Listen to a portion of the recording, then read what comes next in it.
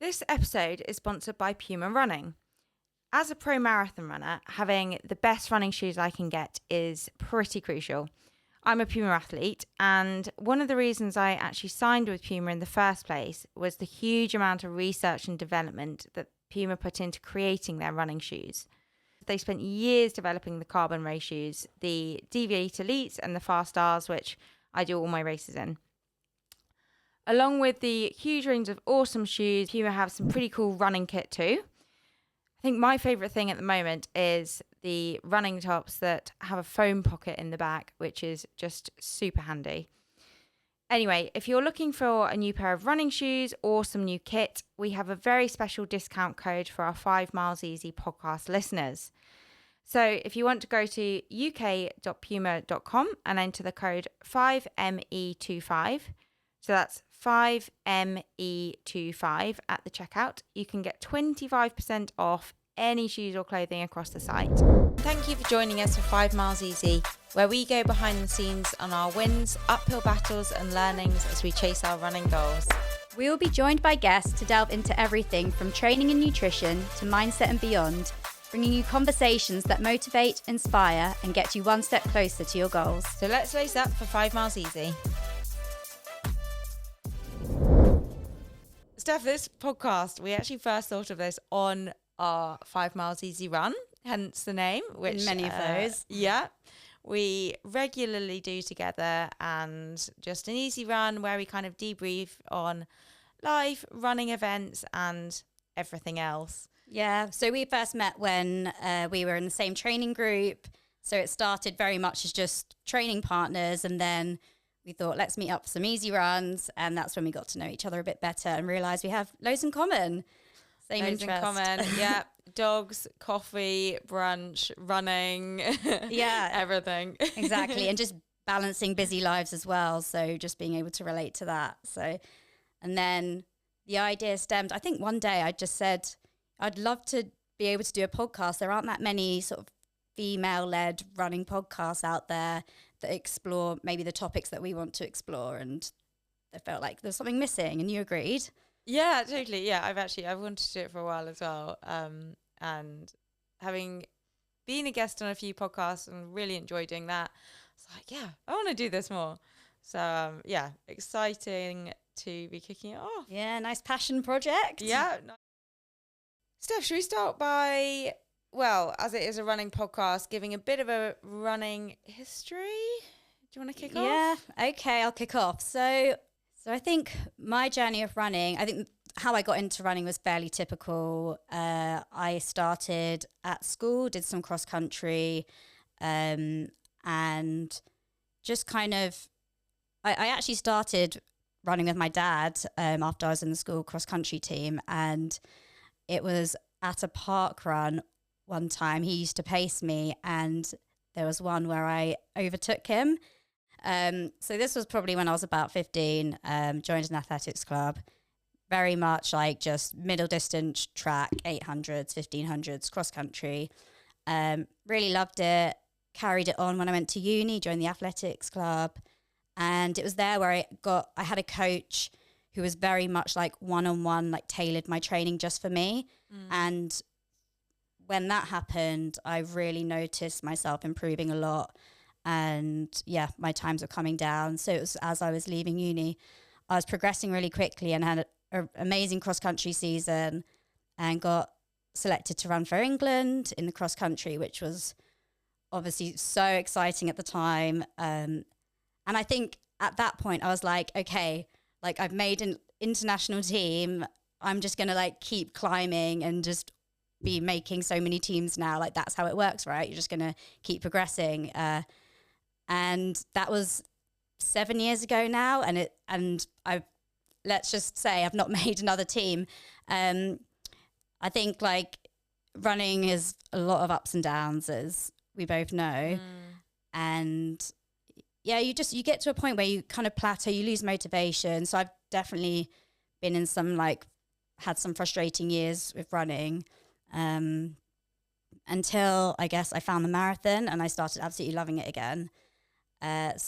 Since training for my first marathon, I've been trying to nail it training's always seems to go very well for it, but the race not so much. So I'm kind of still on that mission to nail a marathon because I know I've really got a good one in me. So that's where I am now. But yeah. There've been lots of challenges. When did you make that England team? Because I think that's where I've like first not met you but competed against you. And I remember turning up to this race and I was just like, oh no, Steph McCall's there. That's me out the back. And now you turn up as, oh no, Rose Harvey's there. 2016. So yeah, I think that was like the first year that I started like, I joined Clapham. No, hang on. Yeah, no, it was 2016. I joined Clapham Chasers, so I think I like turned up to the road relays, and then I was just like, "Oh, that's Steph McCall." So I knew of you a long time before we met. Yeah, that's funny. Yeah, that was so fun that year. And I love cross country. I've never really like gone back to it properly since then, but I feel like I may do that again. So brutal. But yeah, I think like, as we'll probably discuss in some of these episodes, like my relationship with running and racing. And I think what I loved about cross country was just that you're not focused on times. You're just, it's the race. Like you don't have to compare that course to anything else. It's just like focusing on just that particular racing. Yeah. And I know I absolutely love that. And I definitely have a different mindset when I race like that. So yeah, I think I will go back to cross country at some point, but it's quite hard to mix it with marathon training as well, and like the risk of injury and rolling your ankle. So yeah, and to add in that you have a mentally busy job full time as well, so add that into the mix. Yeah, and a dog and life and a dog and many travel adventures. Yeah, always on holiday. Yeah, it's what you prioritize. But yeah, we'll see one day. Yeah. And what about yours? You've had quite a different introduction to running than I have. So yeah, pretty different. I didn't have the cross country or track or junior background. Came to it pretty late, and I actually did rowing at uni. Not because I was good at it. In fact, I was pretty crap. I'm not really built as a rower. But it had a really good sports night, so I was sold. Did you have to get up at like 5 a.m. to do rowing sessions in the morning? Yeah, I did. In the winter? Yeah. I mean, there were occasions when I just didn't go to bed. But at uni, just an all-nighter from the club to the river. To the river, yeah. It was risky, but it was fun. And then I actually quit it because I got tired of the early mornings. But yeah, so basically went to a lot of sports nights and did a bit of rowing. And then went traveling. It was horrendously unfixed. I did no exercise at all. And then I moved to London for law school, and I was like, right, okay, I'm really unfit, and I didn't really know many people here. So London's a bit of a tough place to kind of come into when you don't know people. And I was like, kill two birds with one stone and join a running club. Now, this was back when, like, this is 2015, which seems a long time ago now. But there weren't, like, all the fun running clubs with social runs and midnight runners with music and stuff. So why did you choose running as the club? Just, why did I choose running? I think it's just easy. Like, it was just an easy thing to do. Yeah. I was on a student budget in London.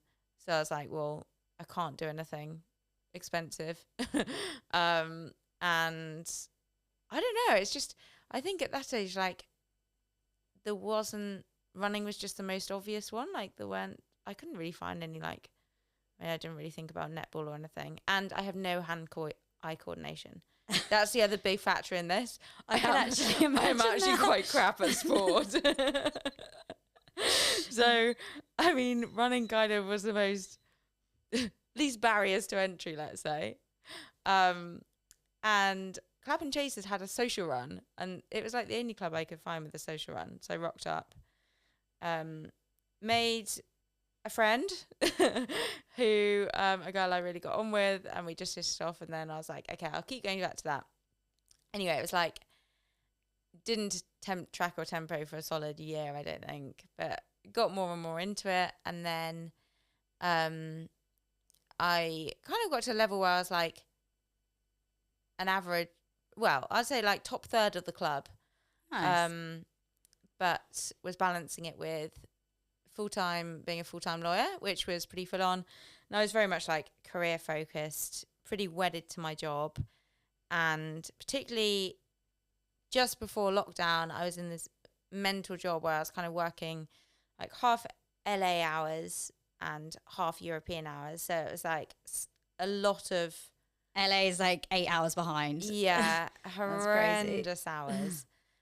Which at the time I kind of thought I loved it. But then as soon as I stopped, I was like, wow, I'm really burnt out. Yeah. So anyway, that was just pre-lockdown.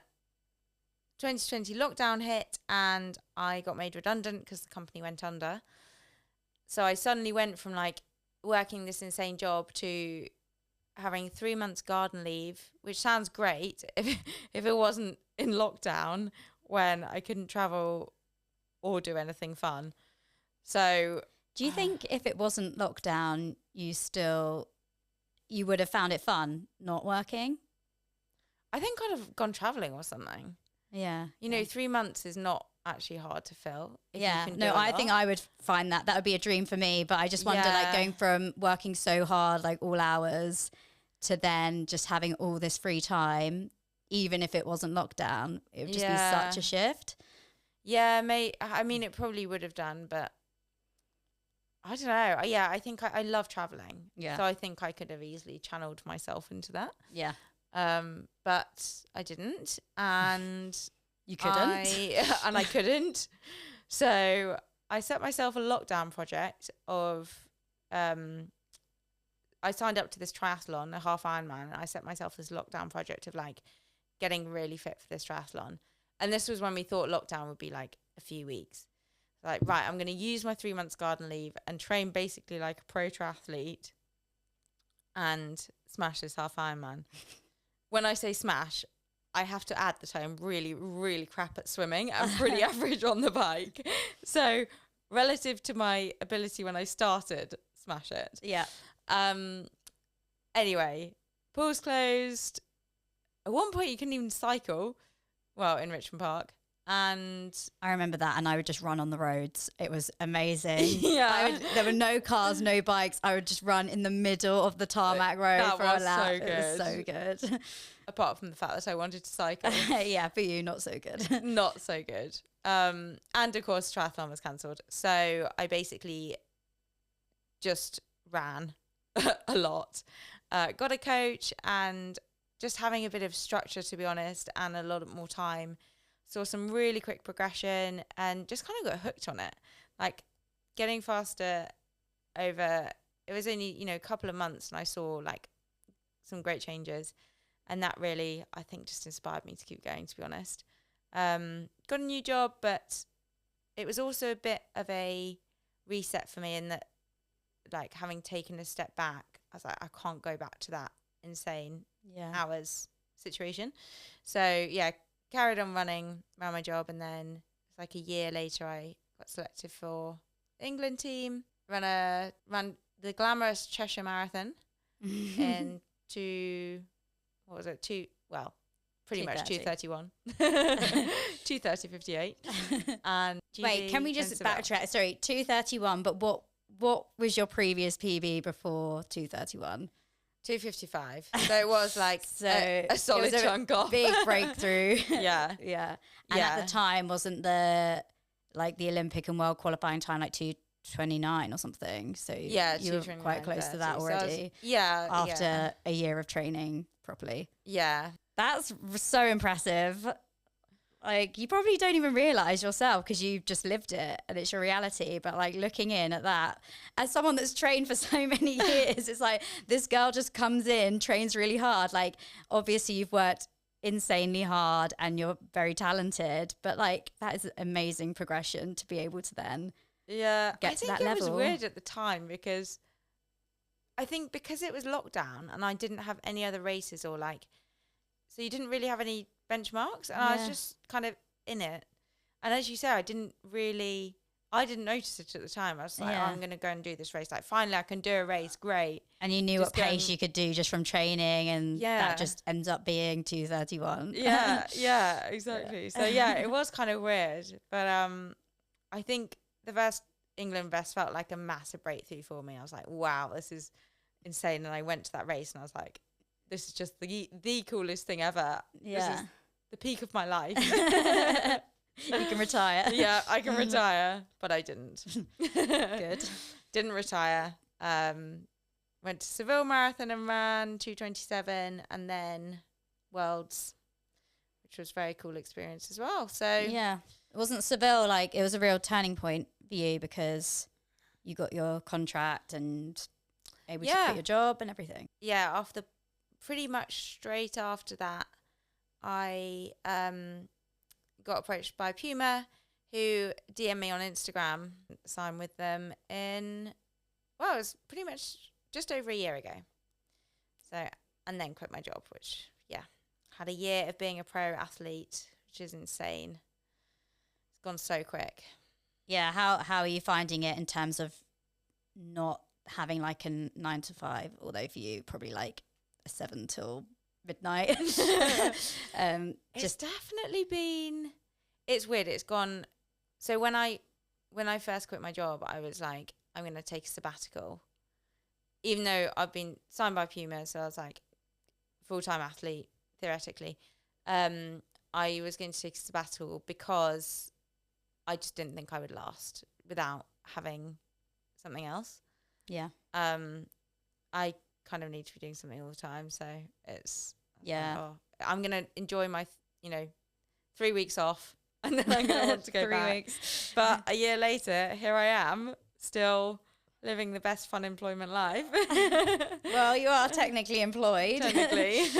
Yeah. I always think that because working full time for me, so I didn't mention it earlier, but so I work in commercial finance full time, and I have tried like reducing my hours before, and that was so beneficial to me, just not only for training, 'cause, like, obviously I'm not at world class Olympic level like you are, but training's important to me. So it did help that, but it also just helps everything else be a bit more in balance. So it's definitely something that I'm looking to do again. You say you're not like, I think you do more miles than me. So you probably do. Yeah, it's my way of just like, it's my meditation. I need to like get out of doing any excuse not to work. I'm just going to go running. But yeah. Yeah, it's funny. I mean, I look at you now, I'm like, how the hell do you do it? Even though I sort of, You did it. when I did it, to be fair, I don't think I trained as much as you did. You do now. But I still look at you and I'm like, I don't know, looking back, like, I don't know how I used to do it, and I don't know how you do it, and still function as a normal human and aren't knackered all the time. Yeah. But I suppose it's what a lot of people do as well. Yeah, I mean, like most people that train as a runner, they've got to balance a career as well. But I think it's just all about routine, because I've done it for so long now that like it just feels normal. I don't feel like I'm running really, really high mileage, because it's kind of like, okay, on a Monday, this is what I do. Yeah.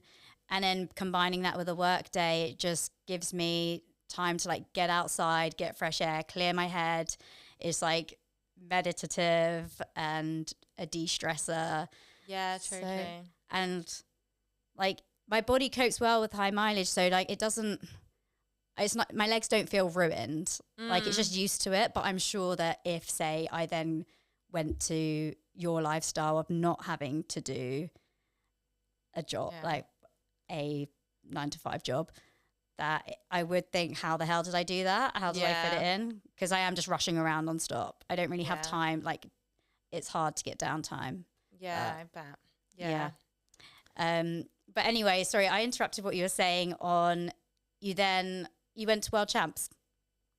I went to World Champs, which was an amazing experience, except that I got COVID. And this was like in the height of COVID. But so that was not so great. But still an amazing experience, and definitely another like real pinch myself moment. Yes. And yeah, hopefully there will be another one. Definitely. One day. Yes, One day. for sure. So anyway, what's next for you, running wise? So I have entered Frankfurt Marathon at the end of October, which Fun. I'm a bit scared about because I've completed 4 marathons now, and for me, none of them have gone perfectly to plan, and I've always ended up slightly disappointed. I say my PB, I was happy with it in the circumstances because it was a COVID marathon and Goodwood racetrack, which was like 11 laps of this really windy, slightly hilly. Like one side was an incline and the other was downhill. But that's 11 hills. Yeah. So it was like a fartlek because you'd be like pushing to go up, and that was where the headwind was. And then the downhill was a tailwind. But yeah, it was so cold. It was in December. And I felt like really good. I'd trained so well for it, and I felt good until I got so cold, like, because your body's just like starting to deplete. I'd had like 5 gels. I was like, I've got nothing left to have. So I just like, I was shivering whilst running, and then so the last like 4 miles I just slowed completely, but it was still a PB. So it just tells me it's quite frustrating that if that didn't happen, then I would have taken quite a lot of time off that one. But yeah, like the other marathons I've done, so I've done London twice and Valencia once. I've just hated them, to be honest. I've loved the build up, like so much. I love marathon sessions. And as we discussed, like I'm a high mileage runner, so I've no problem like getting in all the miles in between. But the day itself, there's just been something that just hasn't been right. And I think a lot of it is psychological, which is something I've been working on since my last marathon. And that's why I'm nervous about Frankfurt, because so my coach and I are kind of using Frankfurt as a bit of like a practice marathon, just to like utilize all the skills that I've learned with the psychologist, and then see if that helps how I feel on the day. So I'm trying to practice these in smaller races and the build up. But yeah, it's a bit worrying. I'm looking forward to the training. Yeah.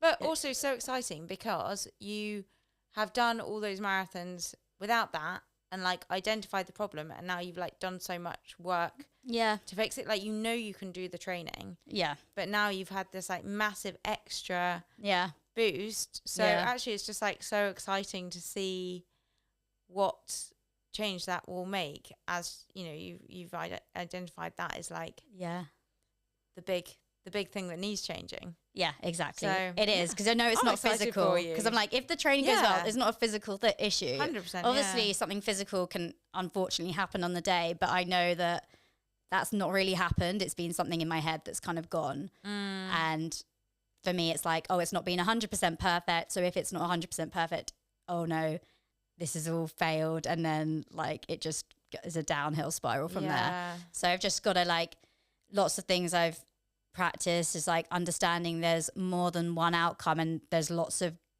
good outcomes that don't have to be 100% perfect. Also, I think the marathon is never going to be perfect. No, never. I don't think anyone that I know has like had a race where they say every single mile has been perfect. Like, it's a bloody long way. You're gonna feel crap at some point. Exactly. And you can watch people, you can like see, you can listen to other people saying that, and you can see everyone's performances and be so understanding of that. But then when it comes to your own, you're just so much harder on yourself, and it's like, no, I like, it's different for me, but it's not. We're all the same. Totally. So yeah, that's kind of what's next for me. I'll have a few races in the build up, but yeah. What about you? You're doing big half. I am doing big half. Yeah. Was I allowed to say that? You can say that, yeah. Big announcement. Big announcement, Steph McCall's doing the big half. Okay, you heard it here first. Wait, are you doing it as well? Am I allowed to say that? Well, you might not actually be allowed to say that because I don't have a place, but... Well, so you'll be there. That'll be organised. Well, I might, Fine. Hopefully. And then is that in the build up to an autumn marathon? It is, which, again, I mean, there's a bit of the theme here. Hopefully Berlin, but I also don't have an entry, so...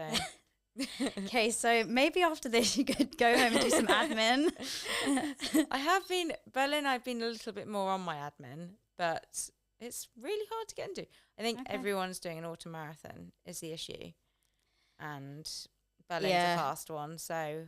And Olympic qualifying time. Yeah. Paris 2024. That is the big goal. So, which unfortunately seems to be everyone else's goal, surprisingly. Oh, right. It's not just yours. No, not just mine. Okay. So, quick fire questions. Number one. Right. Now, I know this one for you already, but I'm going to ask it. If you could listen to one music artist for the rest of your life, and one only, who would it be? I'm not even ashamed that it's that obvious because I'm so proud of it. So, okay, my music taste summarized into 2 words. First word, Taylor. Second word, Swift. Mega fan over here. Yeah. Yes, I would absolutely listen to her every single day for the rest of my life and not get bored. Yeah. I mean, you did go to, I'm going to embarrass you now, but you went to Nashville. That's it's not embarrassing. It's not I'll even show off about that. Yeah. Went to Nashville and to see Taylor Swift, which is very cool. But then went back to see her the next night. Yes, because the first night was the best night of my life. So and now you're going to disclose how much you paid to see her on the next night. I will not be disclosing that.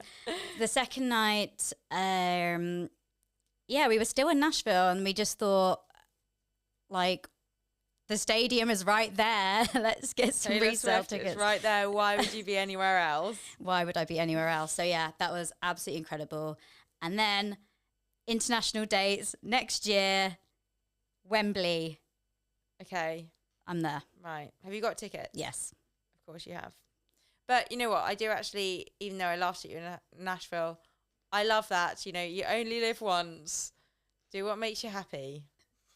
Honestly, I could die tomorrow. This is always my attitude. Like, I work hard. I'm gonna, I'm sensible with money to an extent, but then I'm going Not when it comes to Taylor Swift, and that's fine. I am going to invest on experiences that make lifelong memories. So that is what I did. But yeah, no regrets at all. No regrets. And what about your favourite artist that you'd listen to for the rest of your life? So I actually have a pretty eclectic music taste, I would say. But I think if I had to choose one artist, it would be Lane 8, because I love them. And ironic name for an artist. I know.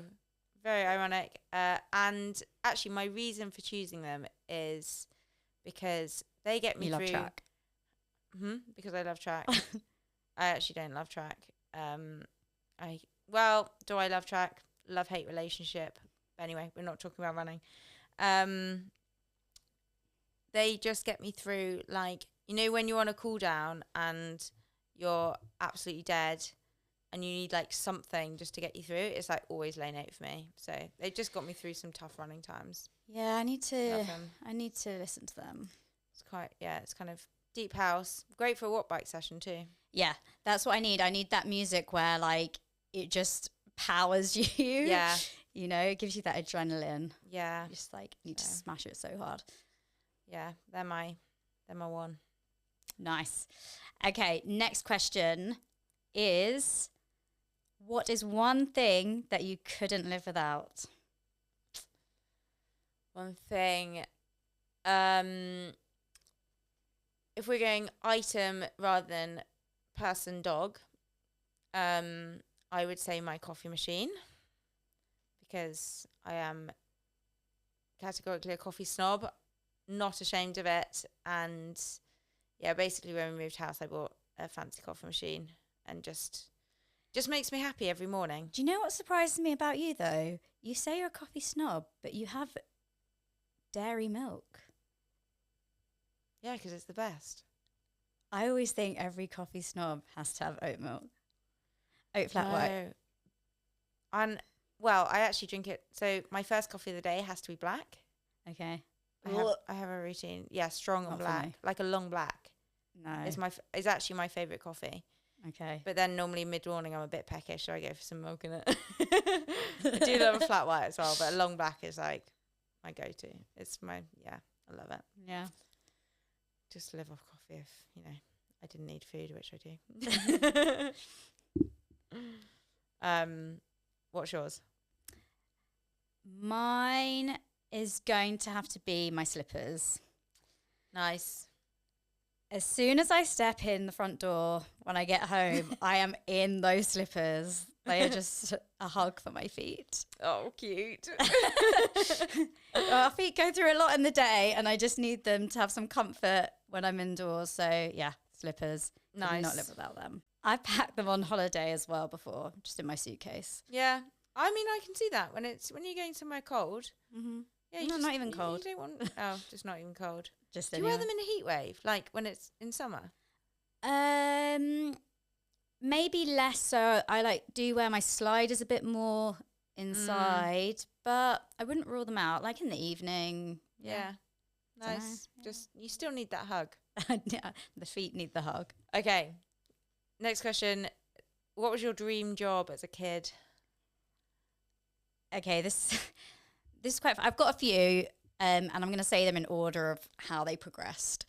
So the first one is funny because it is running related, but my dream job was to be a 100-meter sprinter. I love it. This was from the marathon. Yeah, a little bit different from the marathon. So this started purely from sports day in primary school, and my primary school was very, very small. I think there was 16 of us in the year. So it's probably not a huge competition, but when I was the fastest in the class, I thought, wow, I'm the fastest.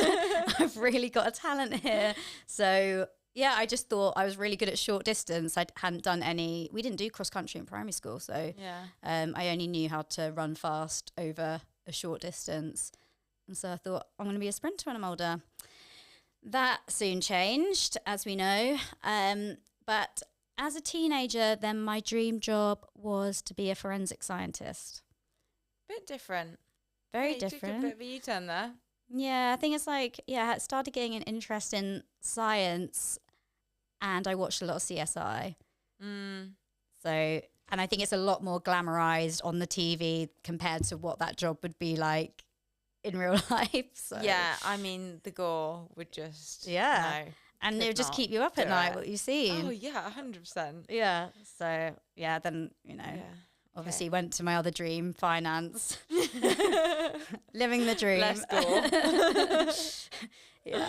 What about you? What was your dream?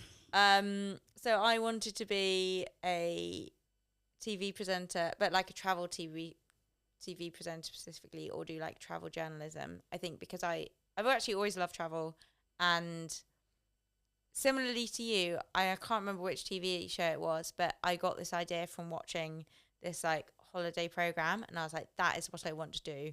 Just get paid to go and go around the country and say what you see. Sounds great. Yeah, I'd love that. I would still do it now. Yeah, absolutely. I've always said that. After running. No, but both.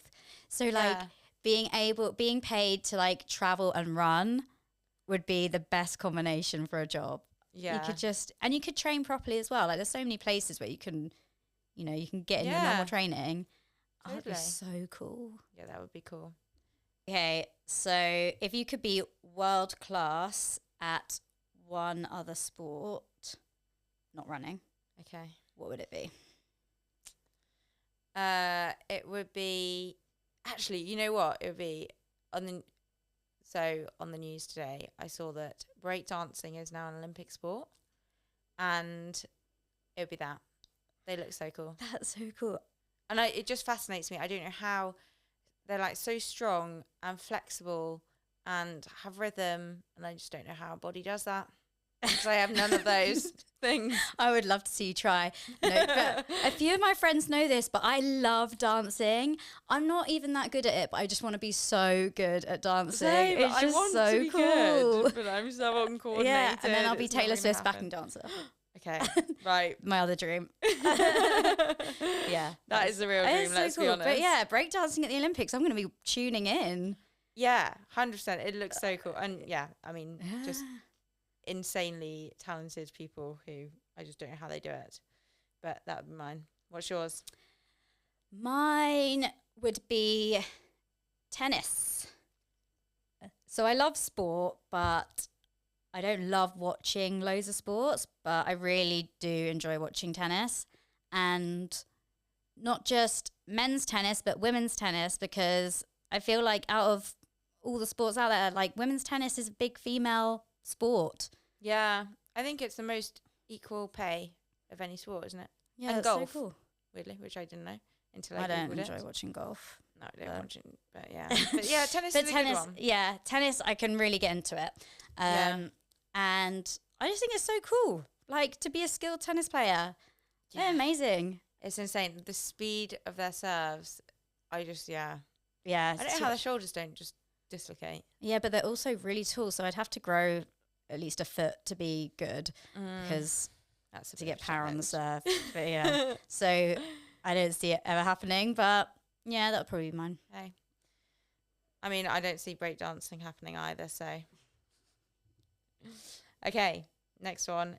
Favourite brunch? So it really depends if I'm fancying savoury or sweet. So if it's this is a serious decision right now. So if it's savoury, it's going to be shakshuka. Nice. Very good. If it's sweet, anything oat-based, because I love oats.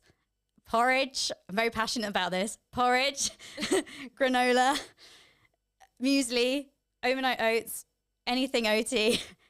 Just love them. I could eat oats all day. I'm basically just a giant oat at this point. You are a giant oat. There we have it. Good runner food. Chef, runner, finance person, giant oat. Yeah, what about yours? I mean, whenever we go for brunch, I do that thing where you look at the menu really intently and then always pick the same thing. So I always pick, and I'm going to say it right this time because I've also realised I've never said it right, shakshuka, Well done. which I've been calling shashushka for the last 30 years of my life. Well, not that long, so I haven't been eating it for that long. But yeah, embarrassingly, no one's corrected me, including every waiter, waitress that served me. So that's embarrassing, but I love it. Yeah, Even if I can't say it. Well, you've learned now. I've learned. That's all that matters. Yeah, they're a great choice. Yeah, solid brunch choice. Okay, so what is the next country that you would want to visit? Oh, that's a hard one. I've got so many on my list. Can I have two? Yeah. Okay. And then order them. Patagonia. Okay. Really want to go because there's amazing running, hiking. I love the mountains and there are great mountains. It just seems like a really cool adventure place. Yeah. And I read a bit about it recently. I was just like, I need to go. So that's up there. And then a bit close to home, Slovenia, because also similar, just meant to be really beautiful. Has, I think, like 70% of it is forest, which is cool. That's so cool. It's got lakes, mountains, amazing running, biking. So just sounds like a great holiday place. Yeah. I've not been to either of them either, Yeah. so they would definitely be on my list. What's yours? I would also go South America, so I think Argentina would probably be top. My parents did a big trip in South America last year for like 3 months, and they took a break from work, just living the dream. And yeah, their adventures sounded so fun. So like Argentina sounded really cool. But I think just a lot of South America I still need to tick off. So Yeah. yeah. Well, there we go. You need to quit your job and have 3 months off. And Easy. get paid to travel and run. And yeah. Yeah, there we go. Anyone out there, I'm willing to do it. So that is the end of the quickfire questions. That was wrap fun. on- It was fun. And wrap on episode 1. So next episode, we will be joined by a special guest. But Exciting. But we hope this episode has just given you a little taste of what's to come and a bit of insight into us, our lives, and most importantly, our brunch choices, all the important things. Thanks for joining us for 5 Miles Easy. See you next time.